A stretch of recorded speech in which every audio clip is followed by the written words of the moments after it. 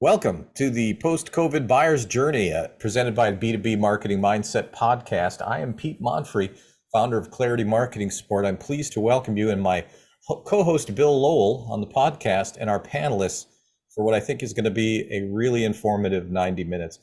You know, our experience in research, and I'm talking about experience, some of us have clients, we're marketing people, we're research people, and then some of us are running businesses, but our own personal experience and our research is showing huge shifts in how buyers are changed in their buying behavior in the wake of COVID.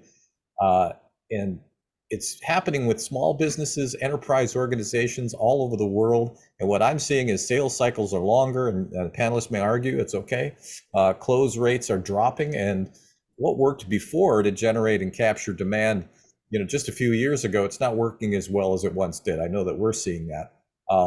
And today we're going to be sharing those experiences and then breaking down the current research to help you interpret what's happening and how to adapt. So if it's okay, why don't we go ahead and I'll share some highlights after introducing everyone. Let's go around the table, introduce yourselves. Let's start with Bill Lowell. Who are you and what do you do? I'm Bill I know Lowell, and that's good. And I'm with Business Development Directives. We're a marketing research firm, and I am retired from the University of Wisconsin in Whitewater as a professor after 30 some years. Awesome. And I'll share that I've been working with Bill for 30 years. So someone clapped for that. Mr. Tim Hayden. Thanks, Pete. Yeah, Tim Hayden. I'm the CEO and founder of Brain Trust. And, you know, we're in the digital transformation business, but we don't call it that because that means something different for everybody. Our main practice is in managing data and primarily with customer data platforms. We go in and we pull in 100% of the data in an organization and we unify it, we resolve it, and then we do too many things for me to tell you anymore. But that's the business that we're in. Awesome. And I think Tim has a really unique view on this topic. Mr. Mike Purnell. Welcome, everybody. Mike Purnell, Belchfire Corporation. It's a family business. We've been running it since 1976. We grew it from nothing up to a multi-million-dollar business. Also, I'm well involved in the nonprofit world, my wife and I. And what I hope to bring to this seminar is the small business world, what we see, what's going on post-COVID. Fantastic. Mr. David Smith, my good friend, welcome. My background is pretty diverse. I have an academic background, being an assistant dean in a business school, an executive at two of the consortia trying to recover the computer industry and the semiconductor industry to the United States.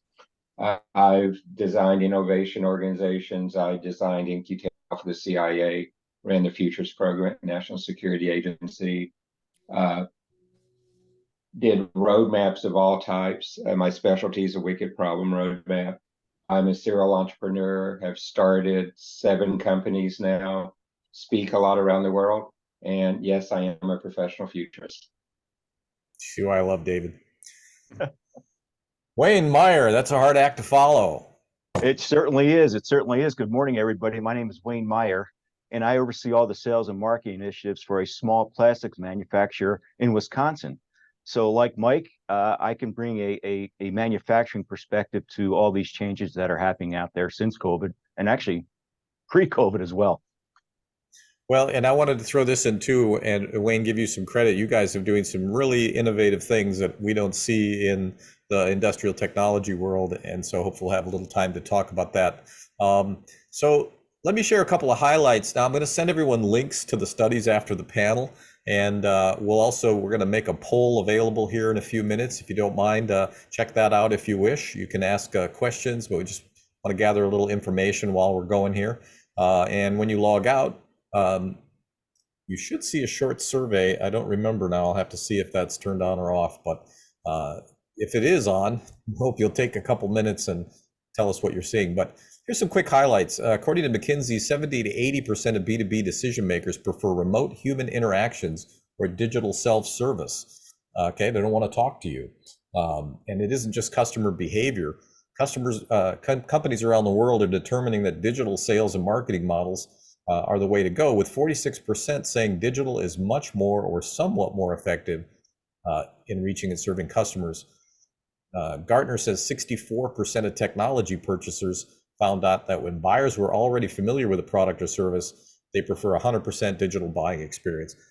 I don't know if that's a new thing, but I think one of the huge things too is the millennial buyers. Millennials are now in a buying position. They don't trust companies. There's a lot of distrust there, but the vast majority, I think 92% of companies believe that they are very trusted. So I think there's a big disconnect there. So let's go around and we will ask the first question. We'll start with Tim, then we'll go to Wayne. And I'm really interested in what specific changes have you observed firsthand in customer behavior, preferences, expectations as a result of COVID-19, either at your company or for your clients.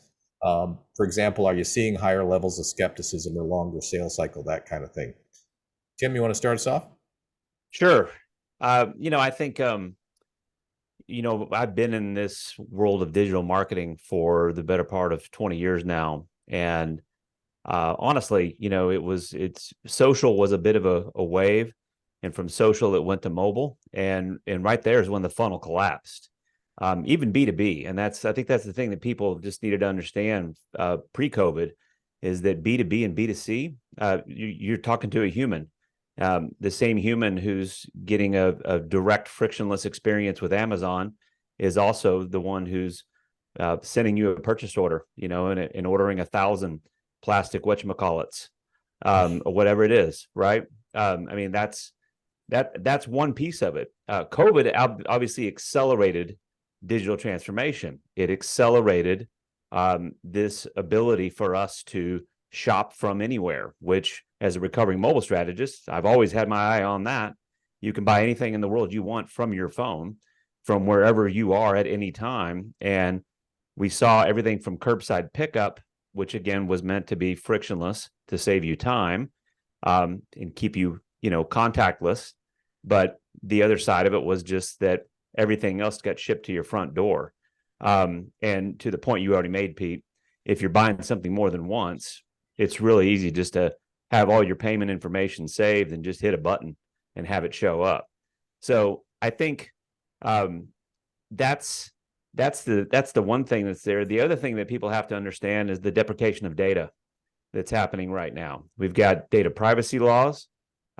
We've got what Google has done just in the last month and a half to actually turn off about 25% of the Chrome browsers in the world and their ability to track a third-party pixel or cookie that would be on your website. So that kills your analytics as well. But they didn't start it, right? Apple started that 3 years ago with application transparency, right?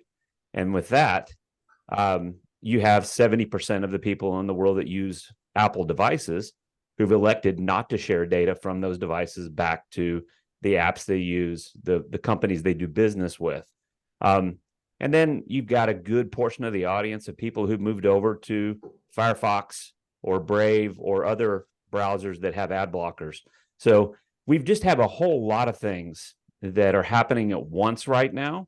I think COVID just accelerated those things because behaviorally, our whole commerce experience changed. Right. And I want to highlight two things there. It started before COVID, and it isn't really just a B2B phenomenon. Wayne. Yes, sir. I couldn't agree with you more. We started seeing these trends 10 years ago, and we jumped into that digital space.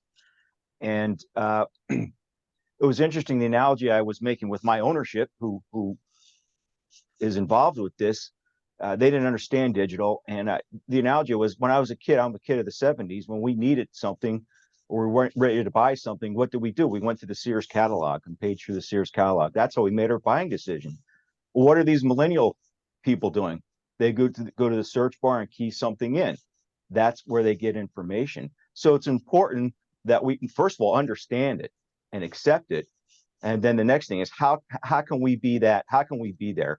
So that's when we jumped into the digital space. once we jumped into the digital space, it was then, hey, who was our audience and how do we speak to them?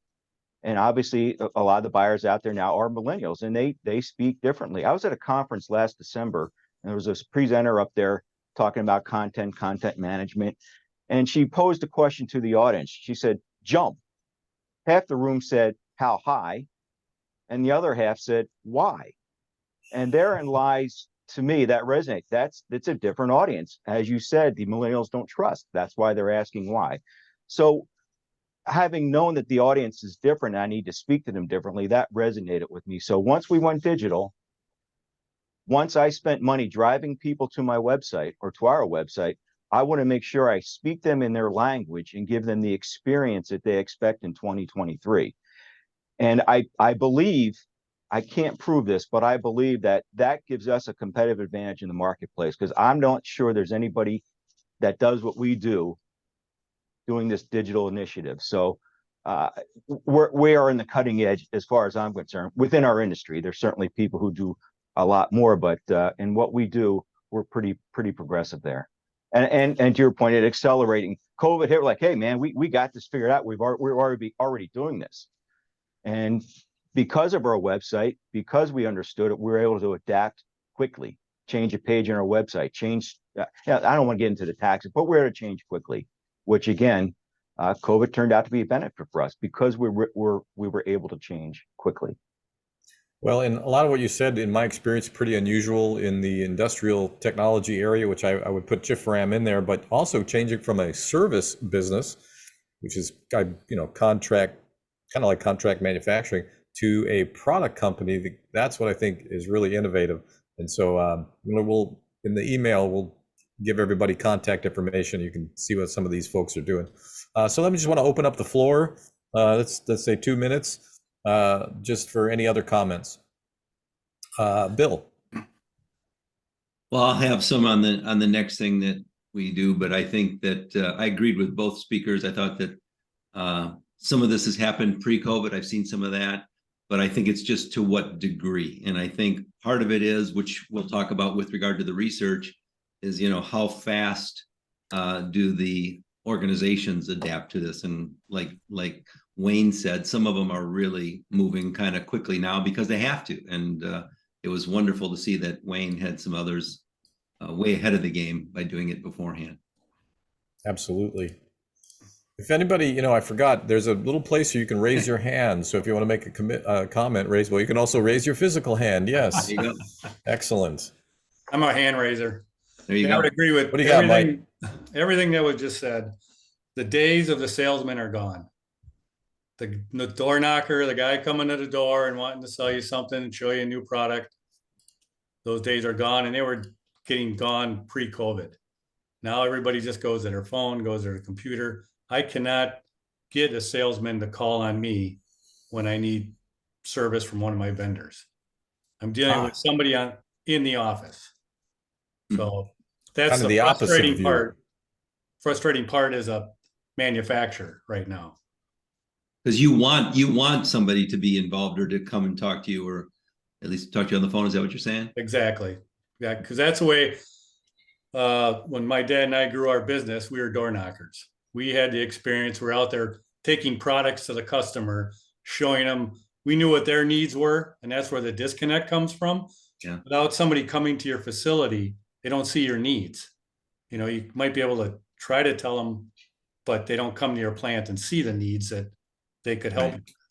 So there's which is what we did in the early days, but we saw it happening pre-COVID too, where we just started doing digitally stuff. That's how we sell. But in our space, the people that I have here on the phone are all educated to help the customer get what they need. So we've had to change that a little bit. Yeah, and you mentioned that you actually intentionally introduced some friction where they can pick the product they want, they can get all the way to the end of that process. But you said, and I said, hey, I don't understand, you're not buying it, you're asking for a quote. And you said, that's because customers often pick the wrong product. So it was really kind of an eye opener for me, where sometimes the customer isn't always right. And I just wonder if there'll be a backlash against the total digital, buying process. So, any other comments? Well, I think it's something you had said earlier, Pete, when you had mentioned self-service, right? I think just a combination of everything we've already mentioned, that the utility that much of that which have been labeled probably B2C is also happening in B2B now, where the customer is able to set up things. And the best example of how that is going to, if we're talking about how COVID changed this, we have to just give a nod at some point to generative AI and what that's doing now to it's basically disrupting SEO and SEM, right? People are not searching anymore. They're going to bots. Many of those bots using data that's 2 years old right now. That's going to change, but they're going there to have a conversation with someone or a thing to answer their questions, and then they make a decision on where they're going to go and they're going to search for stuff, which is self-serve. Yeah, it is. Well, the movement towards generative AI is not only picking up steam, but the early AI that was used in the early part of COVID thing was so primitive that it was not much more than what we saw before it, where buyers did make wrong decisions. The other thing with generative AI is the other enhancements to it. Image recognition, image extraction should be very, very big in the B2B marketplace that we're talking about. Right. And in addition to that, we're beginning to see the Internet of Things with tons and tons of different sensors coming in. And particularly if I'm selling into a manufacturing environment and others like that, the ability to fuse together the image recognition, to fuse together the sensors, to begin to use not just bots, but really more machine learning and other elements like that to shape this marketing experience, to shape the buying experience, and more importantly, to sync that with your own logistics. One of the biggest failures of COVID was our logistic supply chain just went out the window. And it's hard to do B2B with your supply chain and your human capital not being there. And you're going to see more of this generative AI used to replace human capital within the marketing organizations as well, because the human capital is just not there. But all these trends are coming together because COVID accelerated the push to digitalization. It accelerated the push to connectivity. And what most companies do not realize, and most marketeers do not realize, is today we're in a time that's driven by a system of systems concept. We have very few things that are not a system of systems. So just think about your smartphone. What industry is that in? What focus is it in? It's not a phone. I mean, it's a movie device, it's a camera, it's a GPS, it's an accelerometer. I could list 50 other systems that are in that. And we need to do the same thing as we look at our B2B transformation that's going on with all of this. The technologies are going to help, the AI, the machine learning is going to help, but we need to change our mindsets to understand that we are and our customers are in a system of systems today. And we have to redirect our mindset and our marketing and our sales processes to understanding that it's a complex system and we have to work across that. So, excellent. Let's move on to the next question. It's okay if we run a little bit over. I do want to remind everybody that if you do have a question for the panel, pop it in the chat. We'll do our best to address it. Next question, and I think it just builds on what we're talking about. This is for Mike and David. So how do you see the future of the customer journey continuing to evolve? And what strategies are you and your clients implementing, I should say, and or your clients, to kind of stay ahead of these changes? Mike, you want to kick us off? Are we discussing my customers that I'm trying to do? The business or the customers? Yeah. So with the customers, it all comes to training, and that can be digitally, that can be Zoom. we start with our own organization here. So the people on the phone, and you get back to what we discussed earlier about how we want to make sure the customer gets the right product. So with the advent of digital and Zoom, we're able to help that customer out. They can Zoom us pictures of what they're doing. Our staff then determines, along with me, what's the best product for them to use. That's a big game changer for us, because most of our products are sold through distributors throughout the world. Most of them, don't have the experience that they need to sell. So we get them to us, and then we educate them, educate the customer. But most of the time we're talking to the customer. We're not so much talking to the guy selling our product. He just wants to sell it. He's not interested in learning. This gets back to the millennial thing. That's what we're finding. The younger people, they just want to sell. They just want to get the product out the door. They don't want to learn about something new. So that puts the burden back on us to make sure we educate the customer the best we can. I don't see that coming back the other way from my vendors coming to me. So there's that. So I have to educate myself, which puts the burden back on me to find the products that help me do what I want to do, which digitally makes it a little bit easier for me. So, So in a way, you're talking about putting content out where people can educate themselves. I saw a contradictory study that said buyers are saying that there's so much high quality content, because the easy answer is, well, we just need to produce more content, like this panel. But people are saying there's so much of it out there, and most of it is high quality. They're overwhelmed by it. So this is a complicated topic. But David, I wanted to jump over to you because we are talking about the future of the journey. What do you see? One of the big trends we have, Pete, is that today we have 6 generations in the workforce. And if I look in our buyer pool, we have seven plus generations there. And each of these generations have different ways they communicate, different ways they want to navigate things. I'm old enough that, I like drop-down boxes. The millennials hate drop-down boxes, for an example. It's just a quick and dirty example. The way you buy, the way you put references.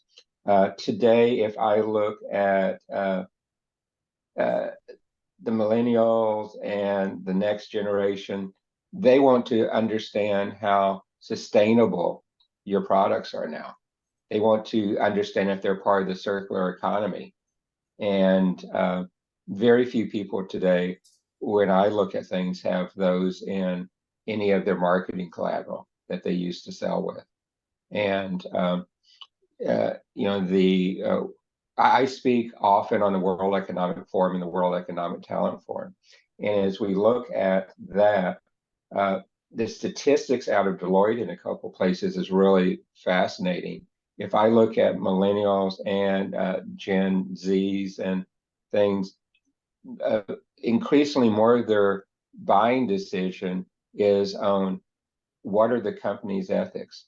How do they work in the environmental area? And less about what are the specs of the product. Yeah, and I see Tim nodding his head. Well, Go ahead, finish your thought, and I want to open this up to everybody. Go ahead. No, I was just going to say, I mean, you've got a bit of a dichotomy at play here, as David's saying, that you've got audiences now that are no longer simply linear persona driven, but they're archetypical. You've got thousands of different behavior sets that are out there. So if you were a marketer or a business that strategically plans 6 months at a time or more, those days are gone too. Customer journey mapping as a practice is dead. Customer journey analytics may work, so you can see things almost in real time. And real time for some people is once a week or once a month, but you have those things happening. So, I mean, the thing that's happening is, to give you a trend to answer your question directly, I think, Pete, is this notion of invisible experiences. As companies get really smart with their data, as they unify and they resolve and build golden customer records, they can do a better job of segmentation of the audience, of building cohorts, and have that be behavior based, not just traditionally demo, ethno, geo, how marketers were trained, right? It's more behavior based. And with that, you've got things on the automation side, and to another point Dave made earlier, you've got artificial intelligence today at scale, not just coming from big tech, right? Just lots of data science shops can give you the models to be able to do some of the things that are predictive and produce these invisible experiences. Just as an example of an invisible experience is if I posted on this today on LinkedIn, is if my flight is delayed or something bad happens while I'm flying American Airlines, I don't want to stand in line at the airport at a gate. So what do? I turn into an a-hole on Twitter. And when I do that, right? And I got a bunch of family in Wisconsin. I know I can say a-hole. So, but when I do that, they immediately, because they have my Twitter account attached to my Advantage number, they call me and they say, Mr. Hayden, we see that your flight is delayed. We've rebooked you on another flight, and here's exactly where it is. When it's leaving, you'll get home sooner. And they went ahead and did it all for me without me having to do anything. So that's the big opportunity that's there with having knowledge of your customer base, and to have it at scale, leveraging technology today in the automation or the AI space. And then again, what can be done to orchestrate journeys and to orchestrate on a predictive scale, what is the next best action? What is the thing you could do even without the customer? If you've built trust with them, right? Again, building trust with them is paramount to being able to do this. Yeah. Well, I want to correct Tim really quick on the pronunciation for Wisconsin. It would be a-hole, just to get that right. Hey, Wayne, also in Wisconsin, he can confirm what I'm saying is true. But you're a sales and marketing guy at a small to mid-sized company. This is getting complicated. In fact, I think we should throw up a graphic really quick. This is Gartner's buyer's journey graphic. It looks like a diagram of the space shuttle. I don't know if it's going out live or not, but It do you all is. see that? It is. And so that's crazy. How does the smaller companies deal with the complexity of this? Well, we can't. We can only take bits and pieces of it at a time. And that's what we're doing. One step at a time. First, recognize where we need to be, i.e. the digital space, and then slowly but surely get better at that and bite off pieces as we're able to handle it. I don't even have the technology to gather this data that you're talking about. I wish I did, because data can be dangerous. So I don't have it, and I leverage the data I have the best I can, and as we grow the infrastructure behind it. And I suspect I speak for a lot of small to mid-sized companies. Well, and where my thinking is going there is that almost marketing starts to become the realm of just the big guys, because it is so complicated. It is so expensive. I mean, marketing's always been complicated. I've asked people, why is it so complicated with you, Monfre? Yeah. I didn't invent it. But I think that's a great point. You bite it off in chunks. We've got we weren't planning to do this, but Bill Heisch has raised his hand, and the button says view. So I'm going to click on it and see what happens. Oh no. Bill, are you there? Well, I don't know exactly what happened there, but Bill, he's getting back at Tim for the AI thing and the Twitter comment from the airline. So Bill, put your question in the chat, and we'll get to it there. Sorry, I'm not sure of the functionality there, because I hit view and nothing happened. Any other comments on where do you see this going, whether large or small or mid-sized companies? What's the evolution path here? I wanted to comment though on what Wayne said, which I think is really, really true. And I've seen a lot of that with my clients. You might get some of the people with the smaller businesses that they're frustrated, but sometimes they hire somebody that might have been with a large corporation, and some of those individuals come in as a marketing exec for these smaller corporations, and they're expecting to have all of the tools and everything else, and they just don't, or they're expecting things to move too swiftly, and they can't adjust. And a lot of times I've seen turnover where somebody comes in from the larger corporation, they work with a small, and they can't handle it, or the company can't handle them, and they're gone. So I've seen a lot of that. And so I think what Wayne was saying is taking the bits and pieces of things that are working, I think really makes sense. And that's a lot what I'm seeing too. And I would just add, I'll add a space shuttle reference, because Pete led with one a minute ago. When you think about big company versus small company right now, the way you guys are framing it, everybody used to say, hey, your smartphone has more compute power than the last space shuttle that went up. Well, that's not entirely true, but it's pretty close. And what's happening with AI today, though, and the democratization of AI, the fact that you can pay $20 a month for GPT-4, and you can learn on YouTube or follow people on Twitter or LinkedIn just to teach you how to prompt engineer things. There are ways that you can start to use the data that you have, whether that exists in Excel spreadsheets or your CRM, your marketing automation system, and you can start to have AI do some of the heavy lifting for you in terms of bringing intelligence and insights from that data. So the good news is that this isn't like past waves of software as a service or enterprise software trickling down.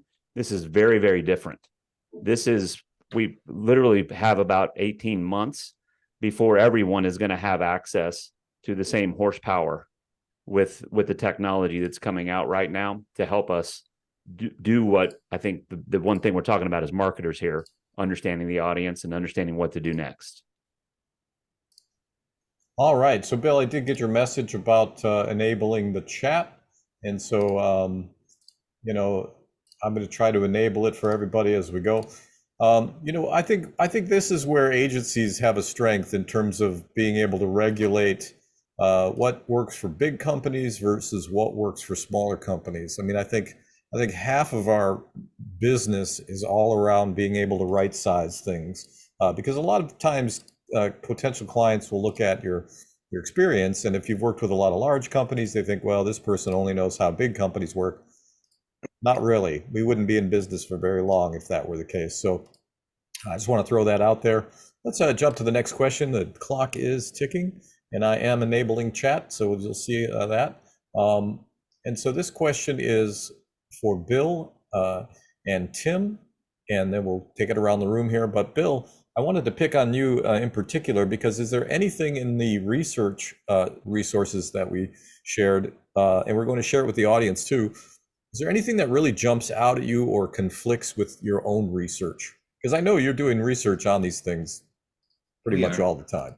We are. I think a lot of the stuff that was that you provided, I thought was in line with some of the stuff that I was thinking. I was going to kind of give it a little bit of a different spin, but I think that one of the things that some of the research showed is that early on, though, when somebody's first investigating or trying to find out things about the company, or even just trying to educate themselves, having a salesperson available or somebody from an organization is going to be key. Because I got a kick out of it where they said if they did it all self-service, sometimes there was that buyer's remorse, or people regretted some of those decisions. So I guess the analogy that I would give is that I've seen a lot of organizations start off with, like even with us or with you, Pete, or other organizations, where they start off it's heavy intensive with working with you, educating you, getting you going, but eventually people get to the do-it-yourself, and that happens in our research field all the time. Somebody might come and we do a study for them, and then maybe we do another study,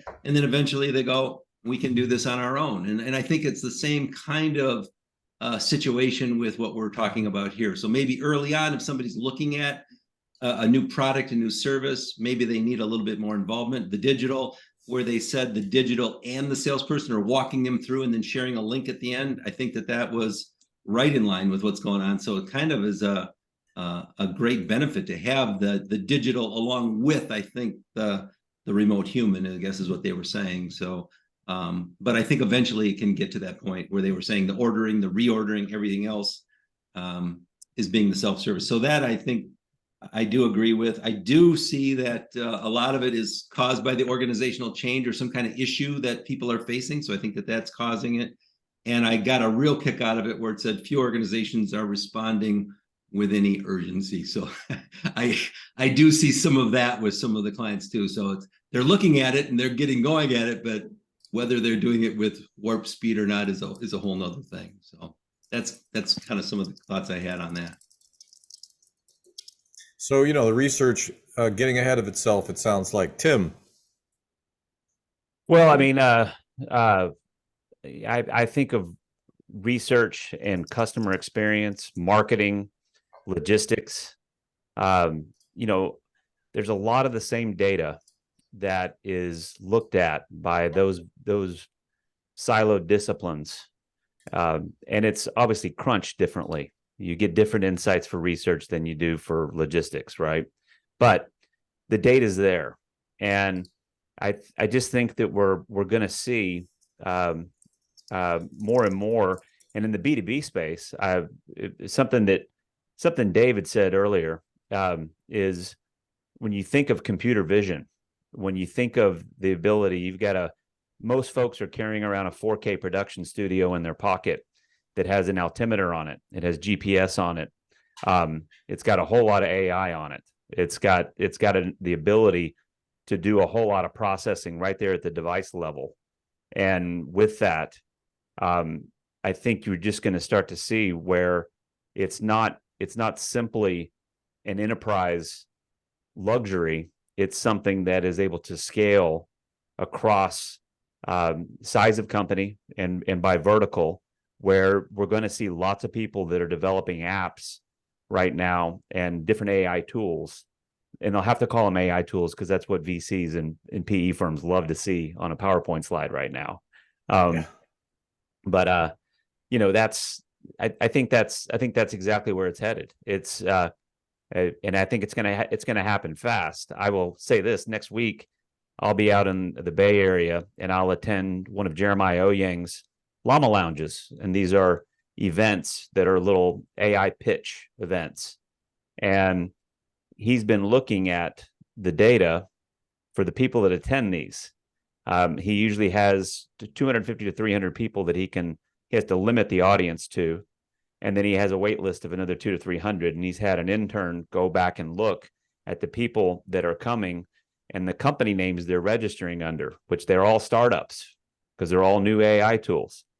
But then they go to LinkedIn and they looked at who they are, and they're all people working for Airbnb and Google and Meta and all the big guys in Silicon Valley. So I share that with you just to say that you've got the same horsepower that is behind a lot of the functionality and the utility of big tech that's now starting to productize certain things, come up with new solutions, tools, and utility. And I think that's very exciting in the B2B space, because I think most B2B marketers have always kind of used it as an excuse to say, we don't do what consumer facing brands do. I think there's a huge opportunity for a lot of this technology. And I'll go back to the computer vision side of things, the ability for a model to see something and be able to recognize the depth, the width, the shape, the condition, all those things, and not have to require somebody to have to understand the specs on something. And I'm trying to fit it into maybe some of the worlds that we have here on this call, but that kind of possibility is absolutely plausible today. All right. Anybody have any other comments other than I'm thinking that we should have put AI in the title of the panel, but any other comments on where you think this is going? All right, let's move to the next question. Folks, there's a couple different ways to ask questions. I believe I've enabled everybody in the chat, but go ahead and try whatever way you want. I will watch for it, try to enable that. We also have the poll going on, and there are 3 questions in there. We are going to get to these questions at the discussion period, and so that's why we're busting through these questions, because we do want to talk to you. And Bill Heitch says, thanks. Part of this conversation reminds me of how marketing was in the 60s. When I was just a child. Let's see. So this question goes out to, well, David and Mike. David looks like he disconnected. There he is. He's right back with us. David and Mike. Nope, I'm sorry. That was the same question. Well, this is, all right, so this is for Wayne and Mike, but I'm sure David will chime in. What lessons have you learned from the pandemic about agility and adaptability in marketing and/or customer experience strategies? Let's start with Mike, because he's nodding his head. That's a good sign. Kind of like what I said before. You know, we're a small manufacturer. Everything that I've heard so far has been great, but it's, as a small manufacturer, that's way above our pay grade. You know, talking about that, we try to keep things simplified so we can be nimble and move as quickly as possible. In our particular case, we use the digital world to promote our product, to bring it to the customer. Then on the backside, we've educated our personnel to be very supportive of these customers when they're talking to them on the phone, talking to them on Zoom. And the different friends that I have in the same size companies that I deal with, they all come back to the same thing. They find the guy that can optimize their website so they come up on that first page. If somebody goes out and looks for a machining company, for instance, in Menominee Falls, they want to be number one or on that first page. That's taking it to a simplified level, and that's exactly what I do with our business. I want to make sure I come up on that first page because, like everybody said on the panel, everybody's got a 4K processor in their pocket. First thing they do is they go to their phone. I need a preheating torch. Boom, we come up in there. So now as you scale up, that's not my world, and you know, into a bigger business, but the companies I deal with are much smaller, and that's the direction they've all taken. I think there is a size disparity. And I think that's an interesting perspective. Wayne, how do you see it from your chair? Well, overseeing sales and marketing for a small manufacturer like Mike, I everything you say, I agree with 100%. I don't have the budget nor the horsepower to get to AI tools. Crap, I don't even have a CRM. That's how in the dark we are. So, but what I did learn is that we do have some data, and we do have some metrics in place. And fortunately, we paid attention to those metrics. So when COVID hit, we saw what was going on in the marketplace because of the metrics. And because we had some field salespeople, although they weren't in the field, they were still communicating with customers and following data back to us. So from that data, we were able to adapt, change our product line, change our product mix. And once we understood what the market needed in COVID, we changed what we were making. And then we started changing our web pages and information out there so people could find what they were looking for in the code. Sneeze guards. I didn't know what a sneeze guard was until COVID. You guys know what a sneeze guard is? Mm-hmm. I had no do idea. now. Yeah, sure. I didn't. All of a sudden, people are asking for parts off our website. What the heck are they doing with these parts? Well, they're making sneeze guards. No kidding. Okay. Why they need sneeze guards? Of course, we know why they need them. How can I capitalize on that trend? And because we had a digital footprint, we were able to react quickly and adapt quickly. And again, it was a big win for us. We were all thinking, oh my goodness, what are we going to do? We're going to be shut down. We're not an essential business. Fortunately, we were paying attention to our metrics. We were looking at people we're searching for, understood what their application was, and got after it immediately. And it turned out to be a nice little bit of business for us. So what's bottom line? Pay attention to your metrics. Keep your ear to the ground. Talk to your customers. Find out what's going on. Understand it, then react quickly. They're all platitudes and big picture stuff, but it is. Pay attention. Yeah, I agree, Wayne, with that 100%. Drive the customers to you and listen to what they're saying to you, what they want. And that's what we try to do. Get them to our website, get them to call. What do you want? And that's how we build our business. Wayne, Leanne, I would like to respond to one thing you said go ahead. about the cost of the technology. There is so much open source AI tools, so much open source CRMs, revenue recognition programs, and other things, that cost really should not be a consideration.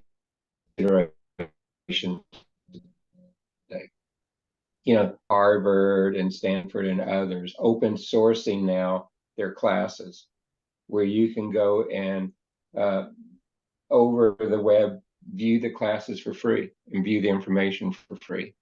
That the cost should not be a determining factor for the tools you need. There are so many artificial intelligence, generative AI tools and things out, machine learning tools, vision tools that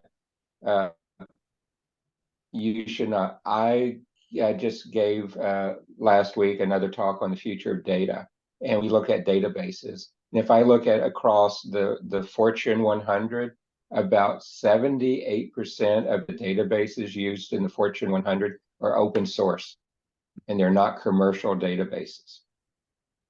So that world has changed too. So, don't really hold yourself back by the cost.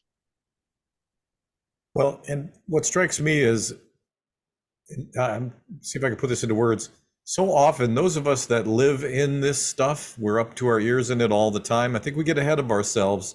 And so where we think that everybody is at the same level of understanding, of sophistication that maybe we are, when in reality, there's a lot of companies, I would almost say the majority of small companies, the majority of mid-sized companies are not even doing the fundamental blocking and tackling of marketing. So this might be getting ahead of that curve a little bit.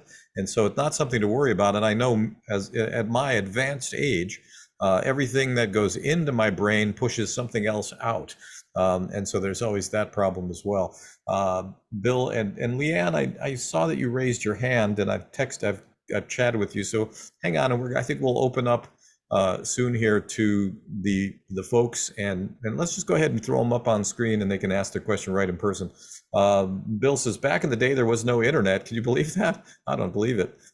It was really hard for a potential client to find vendors. They wanted to talk to sales and attend trade shows. Maybe too much data creates the same problem as having no data. Very interesting and insightful, I think, and it speaks to the different place that different companies are in their journey with all of this stuff. And so we are generalizing a bit out of necessity, but I think there are big things afoot. And so we've got one more question, and we'll go to the discussion mode.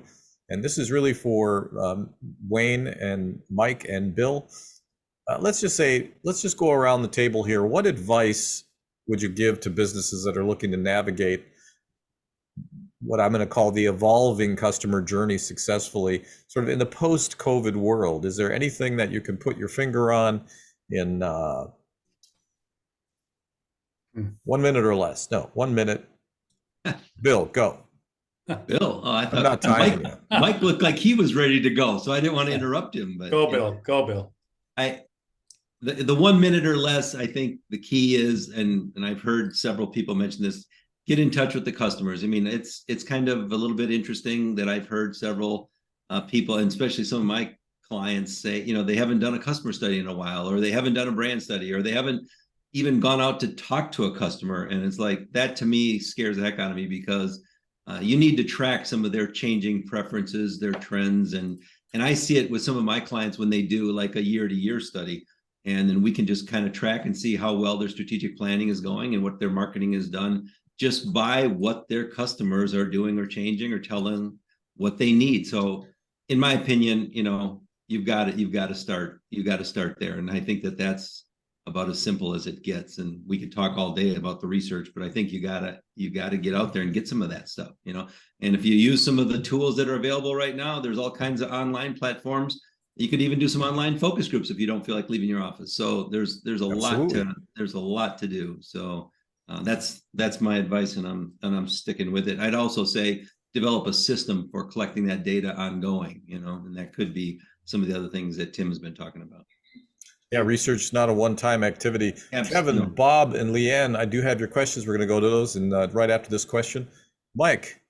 Yeah, I just want to make a comment. Bill's very right. You got to communicate with the customers. What's missing in the small business world today is I send somebody an email, okay? I'm asking a specific question. I expect a call back. I don't expect an email back. So our organization is set up. We get the request for a question or a setup. We don't email them back. We get on the phone and we talk to the customer directly. As a small manufacturer, I think that's super important because we've lost that. You just emailing back and forth, things get lost. You can't really find out what the customer wants until you really dig deep. And the only way to do that is through communication, live communication. Might be an advantage there. Per Tim. Tim, I Wayne, was go ahead. over your website. I'm sorry, Tim. I was over your website and I'm going to plagiarize you because this is perfect. Clarity is just a conversation away.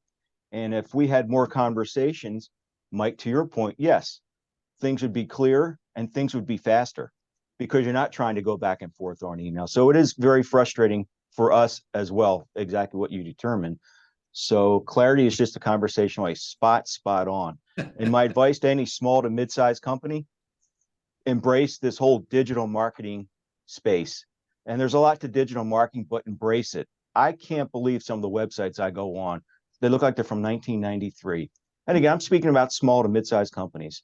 Boy, oh boy, are you at a disadvantage. So embrace it, understand it, learn enough about it so you can at least ask your digital marketing agencies the right questions.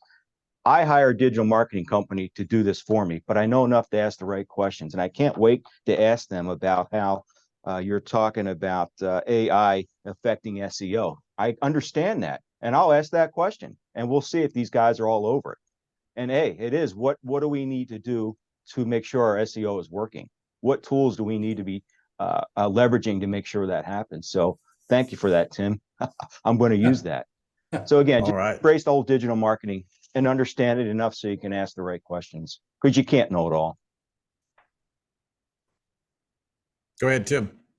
Well, I just was, back in my mobile strategy days when I would speak at digital marketing conferences, I would ask the room, I'd say, raise your hand if you're the head of digital marketing. And of course, most everybody in the room at the conferences at that time raised their hand. So keep your hand raised if you also run direct mail. And usually it'd only be 2 or 3 hands left up, right? That right there. You asked if there's one thing companies should be doing right now. For a lot of our clients, we're establishing data intelligence task forces or AI councils for people in various business lines just to have coffee together and talk about things they're seeing, things that they're learning, to start talking about things, identify use cases, and then prioritize what it is you want to invest in. The thing that I was doing with being a mobile strategist, talking about direct mail, is behaviorally, the phone goes everywhere with you. So if the mail comes back to the desk, the phone's right there. The call to action in the mail should be to do something with the phone. To the point that Wayne said, if you didn't have a responsive dynamic website, you were screwed, because they would abandon it immediately if it didn't load right on their iPhone or their Galaxy, or worse, their BlackBerry. So the jam here really is the fact that most companies that lack a data strategy, they also are still operating very siloed, and they're not building empathy between each other. They all deal with the same customer. They just do it at various points in the life cycle of the customer, or they do it at just different times with customer experience issues. So by gathering them together, I think, and building some unity in terms of the view and the preference or the strategic direction that the company needs to go in, that will help you prioritize on whether or not you need that CRM, or you need the data lake, or you need to, what David's talked about, you need to go find an intern who knows GitHub and can go find all kinds of different software that's already been pre-built, that's open source. There's a number of different roads you can take with that. And it all starts with the conversation, to the point was already made, that you have internally and with your constituents, your agency, the folks that you trust that have been there with you. Can I interrupt for just a second? I mean, I'm very familiar with the open source because I've worked in the standards industry for a long time, but there might be some viewers that don't really know what we're talking about, could you just share, Tim, what are you referring to with open source so that they know what's all involved, or at least give the short version of that? Well, I mean, the best way to do it is to practically talk about a company like Salesforce, right? Who has a massive event called Dreamforce every year. It's their cottage industry, right? 60, 70,000 people go to San Francisco. Not anymore, but this year was the last year they'll do that.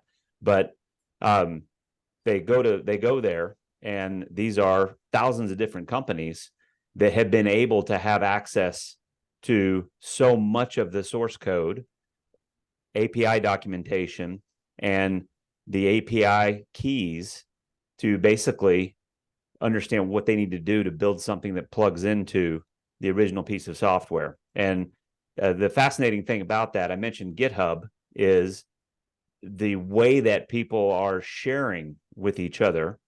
Social media actually started this, but then it were forums where people would build things, make little apps, do other things.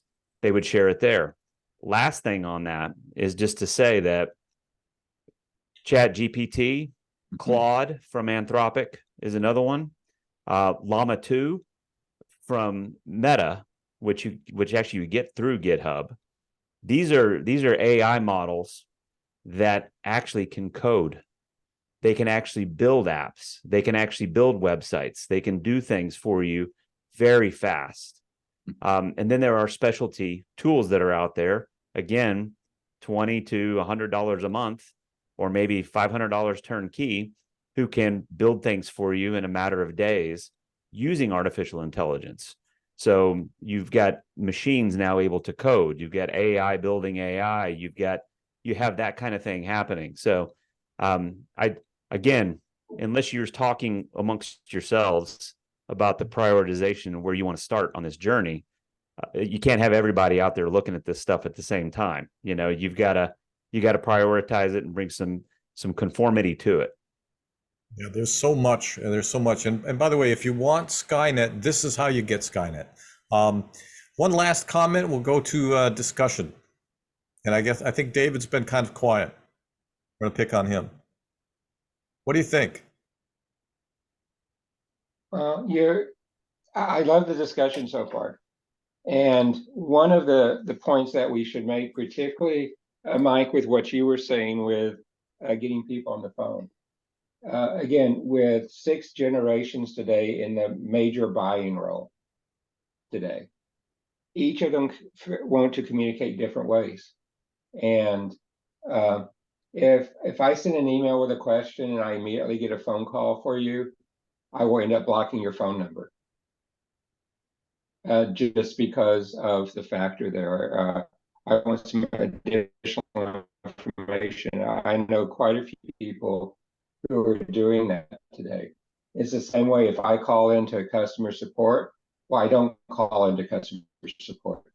I go to chat, and I will chat with customer support, much more efficient and stuff.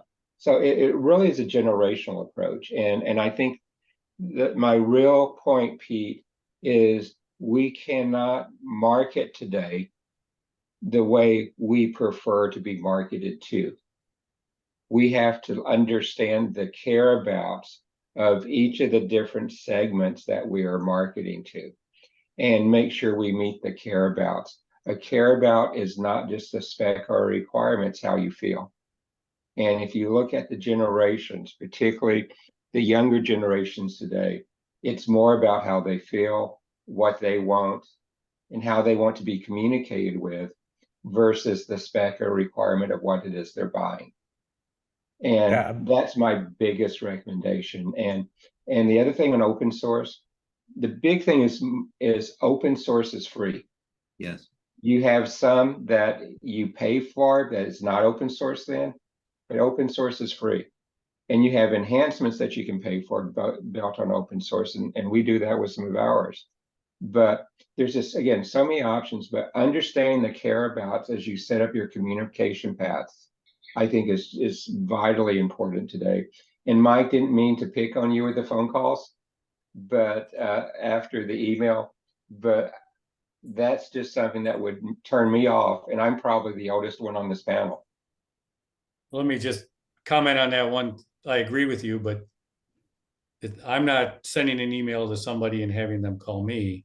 They're requesting information from us. Well, and So, that's what I do too. right. So I want I will call I them want because a digital they give answer me a phone first. number. They give me a phone number to call. Mhm. So I'll call them. They'll put that on the email, please call, and I'll call In them. that case, I would. Yeah, right. It's a tricky thing. It is a tricky thing. Let's go. Let's turn this into a discussion with the wider audience. We're right on time, and so we'll go until about 12:30, 12:36. If we're going to be precise.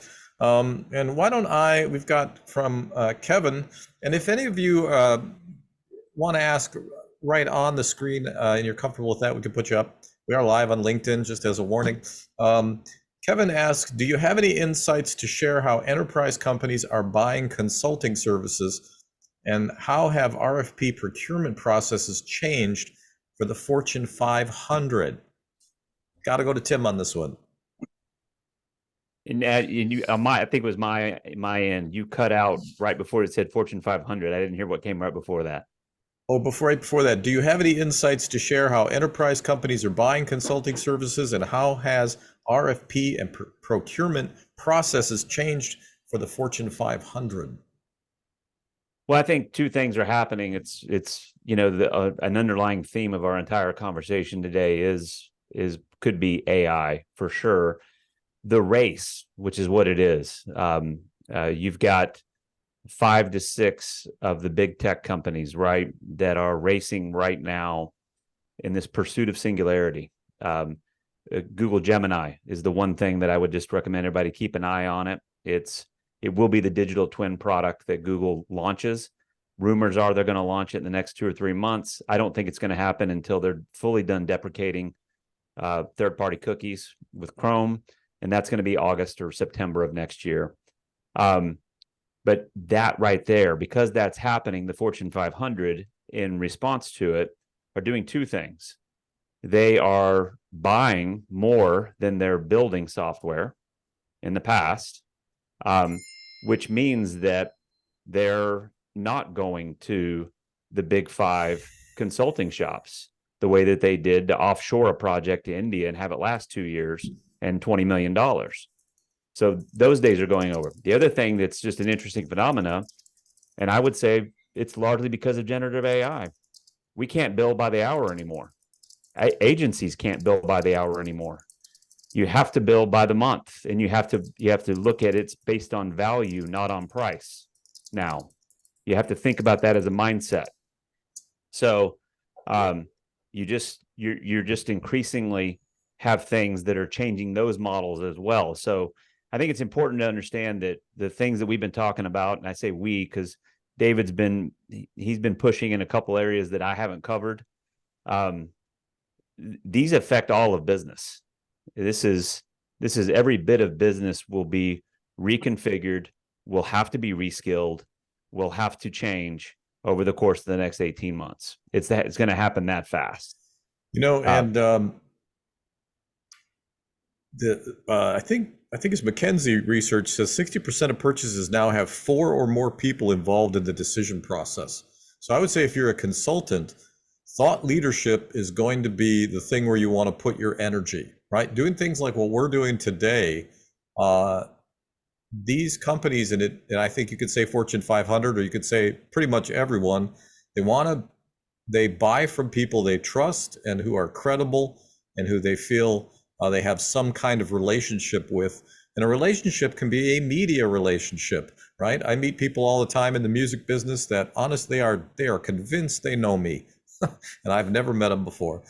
They perceive a relationship, and I appreciate that. So great question, Kevin. If you want to talk more about that, let's talk about that, because I've been doing that my whole life, and happy to share.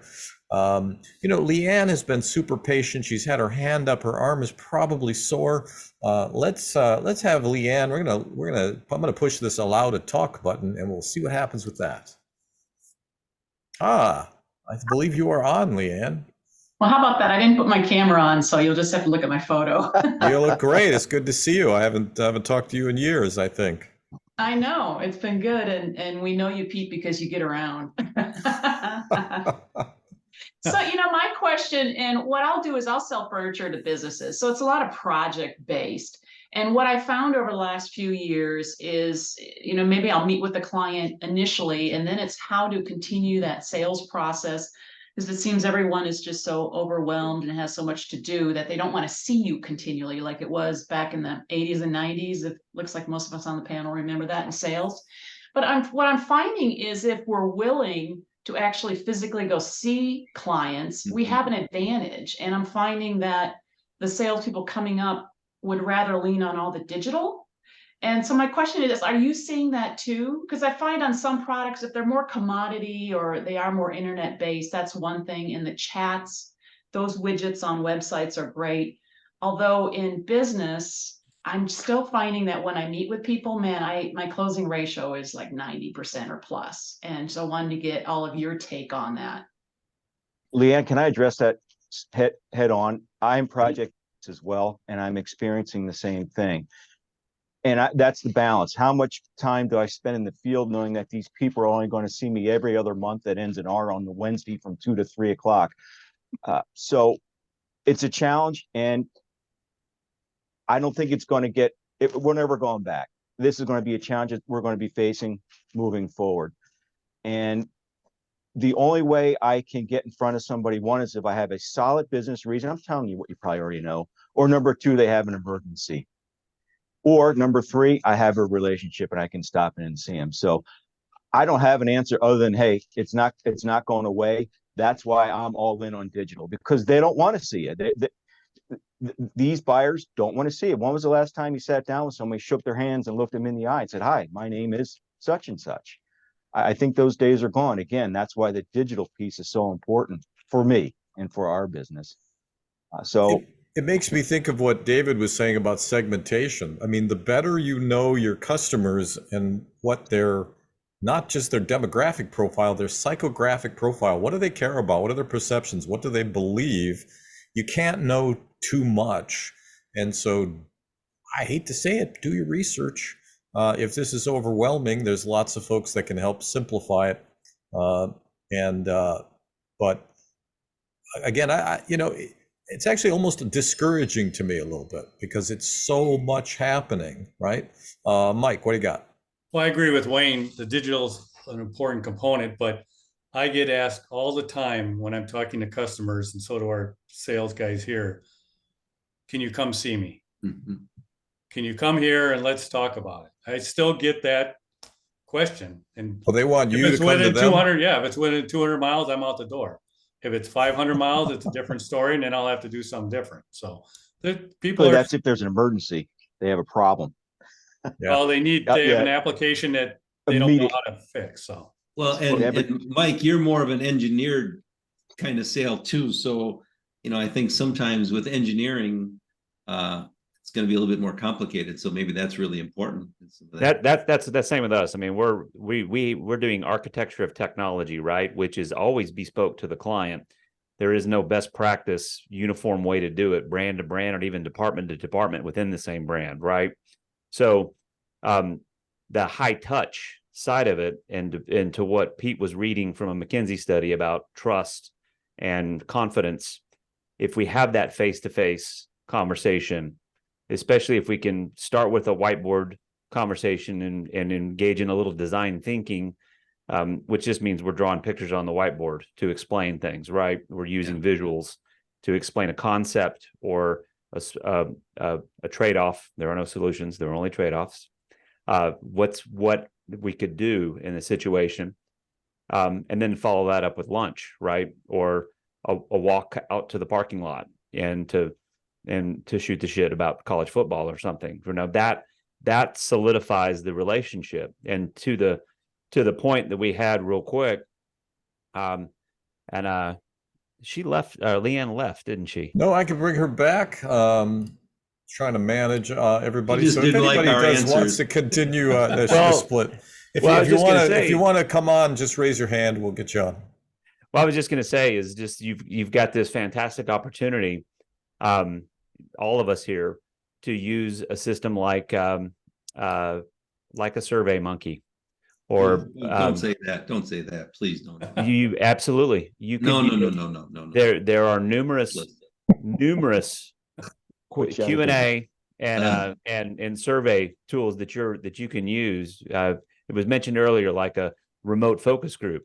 Yeah. I mean, I just think all of your customers, you got to talk to them, and you got to talk to them on the regular, and you just need to Yeah. ask them questions on what they're thinking, how Yeah. things are going. You just got to do that.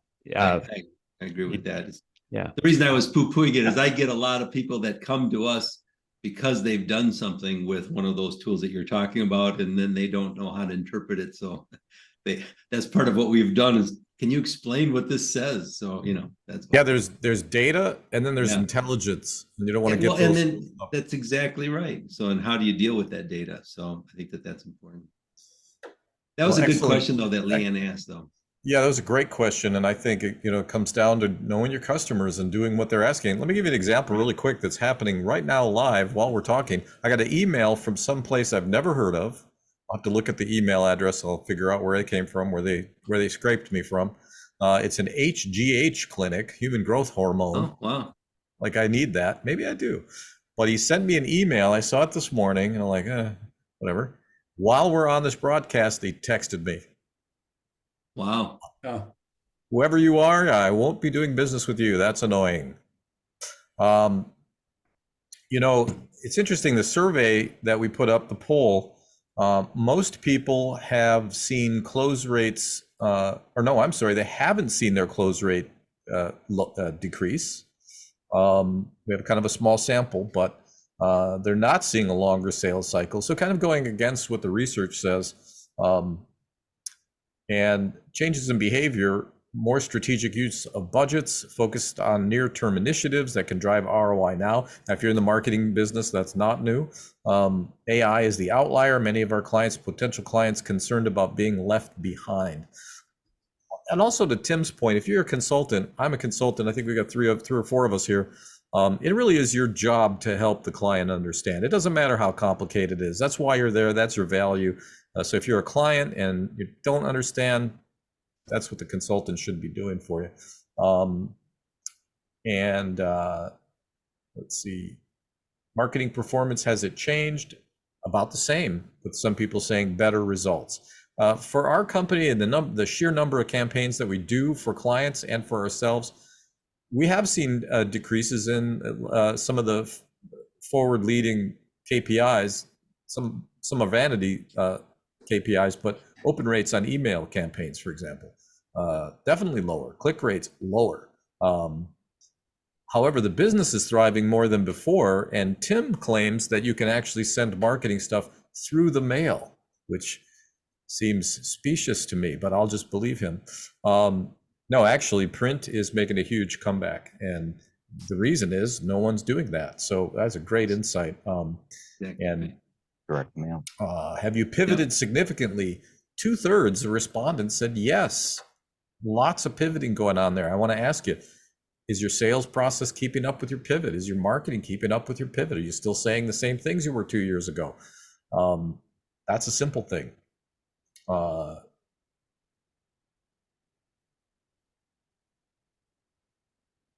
All right, so we got a variety of people where they heard about the panel. Does anybody else have some questions? We do have about 10 minutes left, and we're happy to take your questions. Just raise your hand. There's a little button there on the bottom that says raise your hand, and we'll put you on the spot.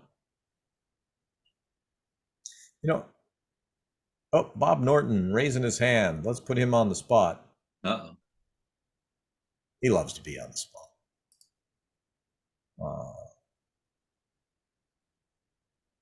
Here we go. Come in, Bob. Hi, gentlemen. Yeah, I had submitted a question with the survey about, Zoom calls and just talking about B2B sales when you are selling a, let's say 5-figure to 6-figure product. It's not a very complex enterprise sale like a Miller Hyman process. Although you quoted a McKinsey study that said there's still 4 people involved, which is their model, right? But aren't you seeing an increase in the average price sold remotely? And how does that interplay with outbound calling to get people on a call? I haven't had the experience of people asking me to come to visit. Obviously that's a great opportunity if it's local.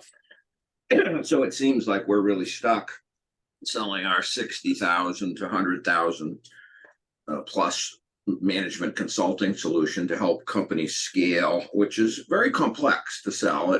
It's a combination of training, coaching, consulting, and a huge amount of IP we've developed over a decade. And so we need a full hour to pitch people on it. And we're very differentiated, and in fact are the only people in the world that will guarantee to add $10 million. That's kind of our hook to the valuation of a company with a 1-year engagement. So we feel we have a very superior product, and it's a new positioning. We're moving up market, but hired an outsourced sales company, and Zoom selling is the strategy. What do you guys think? Well, there's a couple of questions in there. One is research from multiple places, Gartner, McKinsey, can't remember the third one right off the top of my head here. It says that when you get these things right, the average amount of the sale actually goes up by about 145%. So if you get it right, people that prefer to buy digitally with minimal contact actually buy more, which I think is really interesting. And also, I believe it was 52% will purchase without human interaction up to $500,000. Yeah. $500,000. I don't want to see the credit card fee on that, but wow. Tim, you look like you have a bird in your mouth. No, I just, people will pay for convenience, right? Let's say what it is, right? If I don't have to come to the car dealer, you're going to come pick my car up. When I tell you you can pick it up, and you're going to bring it back when I tell you I need it back. And you're going to send me video of what it is that you're replacing, what it looks like now and what it'll look like, what it should look like, all these things, right? I'll happily pay more. And that's happened, and that remote and that frictionless experience absolutely is paramount to people getting time back in their lives. That's what's happening in that situation. They're actually getting time back from what they know from a previous experience would have taken minutes or hours for them to do something. So I just think, I think a lot of what we've discussed here, this has been a great conversation today. We've got different perspectives. We absolutely have some differing perspectives on what should be done or what will work or what won't work. And that's just how dynamic the marketplace is right now, to be honest.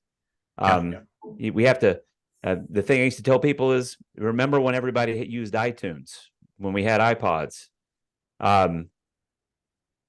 nobody had the same playlist anywhere in the world that they were listening to, because it was all their music they curated. So you had DNA that you could look at that point, right? Almost DNA specific to the individual. And as the channels have proliferated, as digitization has proliferated, the customer journey is anything but linear, right? That graphic that you put up there earlier, Pete, is probably too simple, to be honest.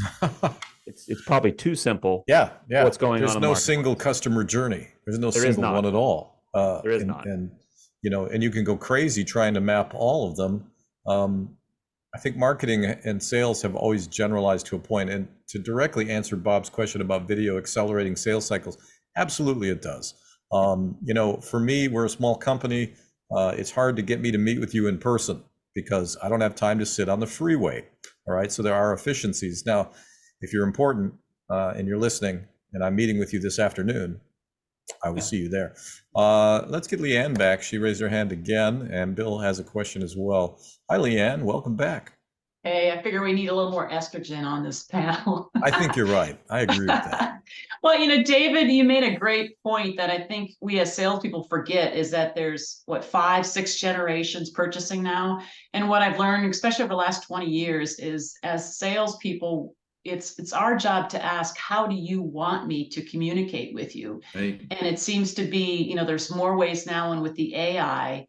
But I liked how, how do we communicate? Because some still want to see me. And I think instead of, this is the way I communicate, instead, how do we do that for the customer, and utilizing all these tools? And it sounds like all of you then have also adapted that into your business as well. So it's probably more of a statement, and I don't know if there's any other comments on that, if you found that, especially through the last 10 years. I'd like to I say, Leanne, agree. just keep visiting your customers. Yes. You'll close more Yeah, sales. but when they you want can- me to, I'm Right. there. It's an advantage, I think, now. I think you're going to have this sort of push back, I guess. I don't know if that's the right word for it, but I think that there's ways to these things can be an advantage or they can be a disadvantage, and it all depends on, and don't forget, you as a company, you as a salesperson, you have agency, right? You can do it the way that you want to do it, right? You don't have to, customer's not always right, right? In fact, it seems like the more I disagree with prospects, the more they want to buy from me. I don't understand it, but Well, I think, Mike, you're right too. I remember saying like 10 years ago or whatever, us salespeople who are willing to go face to face, we're going to become that dinosaur. That also means we have a big advantage over other salespeople out there. Yeah, yeah, absolutely. Agreed. I think I that's the agree. thing. Let's bring Bill Heish on. He's been asking some questions, and I want to give him the opportunity here to, and Bill, you want to unmute your mic? And looks like you're on. Hello, gentlemen. There he is. Hello, David Smith. Hey, Bill. I'm launching a new product into the American court system, and my prospect is judges, or my target audience is judges, and I'm finding it extremely difficult to negotiate how a judge hides himself from anyone. Did you say hide yourself? The judge has layers of people between Yeah. me and Sure. Like celebrities. no, that's a pretty good analogy, and they are extremely hesitant to let me use their name in marketing material because it looks like a public entity is endorsing a vendor, which they can't Right. do. Can't do So I'm wondering how to effectively market to a prospect that doesn't even know they need what you've got. They're never going to Google what I do because they wouldn't find anything.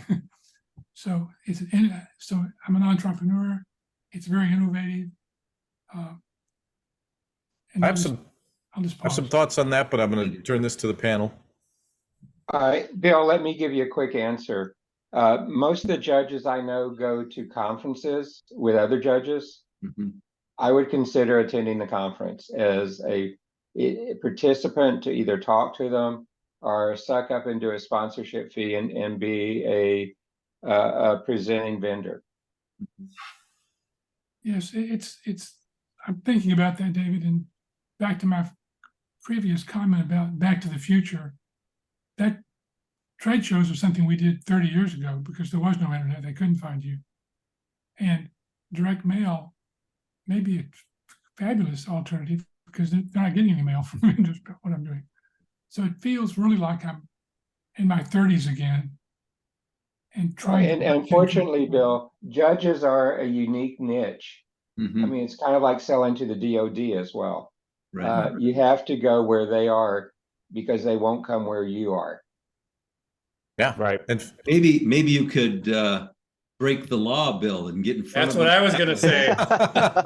rob a liquor store. Exactly. You have to depend on the judge, you know. What I've thought about doing is I really like that whiteboard technology and introducing myself on a whiteboard to them so they don't need to see me in person to see me in person. And Well, you first have to get their attention and somehow reach them. And I think that's the crux of the problem. I think what I would recommend is you have to flip this so you're working on sort of a push strategy where you're pushing your way into their world, where it might work better to have a pull strategy where through however way you do it, podcasts, all different ways of communication, you're positioning yourself as an expert and you're bringing them value that they seek out.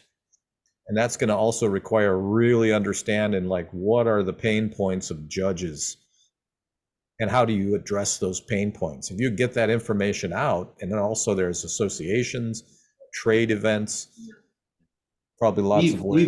We've done, Bill, we've done a lot of focus groups with individuals like that, including physicians, which people think are like impossible to get. But sometimes I hate to say it, but you just have to either pay somebody for their time, or like David said, if you're going to a conference, maybe you can sponsor a breakfast for somebody, for a group of them, or you have a little, gathering and you can have people come in and you're gonna have to pay for that, but it's expensive, but you might get some people to show up. The other thing, I don't know where you're at, Bill, but if you're in a bigger city, there are some focus group facilities that do a really good job of recruiting judges, lawyers, physicians, that kind of good stuff. You'd have to pay for that, but they have access to them, and you might be able to get them for a half an hour. So if Fieldworks is a real one that I don't know if you're in the Texas area or if you're in Chicago, but usually Fieldworks they have facilities all over the country. That might be a good one to check, but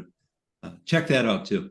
Bill is in Austin, and we did have a little glitch on the live stream. I believe we're back. It's a great question. That's a tough crowd, right? But in a lot of ways, everybody's getting to be a tough crowd, right? And so you got to be explicit about your value, and it really has become a world where it's not a fast process, right? But I'll share my story about getting a hold of celebrities. I think David probably remembers when this was going on. I would literally call their production company. I called Cesar Millan's production company, and guess who answers the phone? I mean, it really can be all over the place, but we had this experience over and over with people that are basically on television. They're very involved in their program. So judges, I think, are really tough. So that's a great question, Bill. I hope we've been able to give you some insight. Yeah, let me say one more thing. Sure. It turns out that every judge has a female office administrator, and they are very accessible. And so as we'll think about, instead of calling on the decision maker, call on somebody that has access to him and make them look good, like it's their new idea. It's their. So anyway, Well, and let me throw this out there. David Sandler would say, instead of trying to trick the gatekeeper, empower the gatekeeper, right? Treat them with huge respect. Let them make the decision if you're worthy enough to talk to Judge Hardass. What do you got, Tim? No, I was going to say a couple of things you guys have said already, just a different way, is maybe not the trade show, but within the area, get the gatekeeper and or your target audience and take them out to lunch and get them all at a table together.